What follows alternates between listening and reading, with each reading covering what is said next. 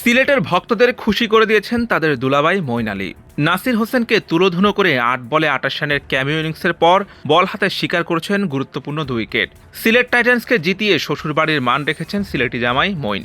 এবারে বিপিএলে প্রথম ম্যাচে মাঠে নামার সুযোগ পেয়ে কাজে লাগিয়েছেন আরিফুল ইসলাম। দলের হয়ে সর্বোচ্চ ৩৮ রান করেন তিনি।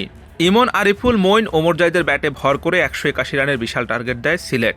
এই টার্গেটে খেলতে নেমে রহমানুল্লাহ গুরবাজের হাফ সেঞ্চুরির পরও জয়ের বন্দরে পৌঁছাতে পারেনি ঢাকা।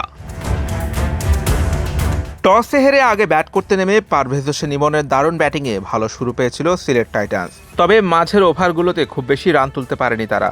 মিডল অর্ডার ব্যাটারদের ধীর গতির ব্যাটিংয়ে ম্যাচে পিছিয়ে পড়েছিল সিলেট। তবে উইকেট হাতে থাকায় শেষ দিকে রীতিমতো ঝড় তুলে তারা।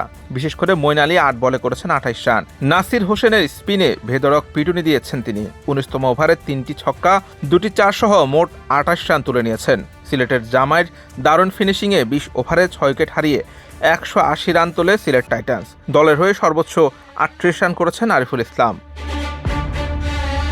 সিলেট টাইটান্সের দেয়া ১৮১ রানের লক্ষ্য তাড়া করতে নেমে শুরু থেকেই আগ্রাসী ক্রিকেট খেলেন রহমানুল্লাহ গুরবাজ ও আবদুল্লাহ আল মামুন। ওভার প্রতি ৮ রানের বেশি তাড়া করতে নেমে শুরুটা ভালো হয়েছে ঢাকা ক্যাপিটালসের।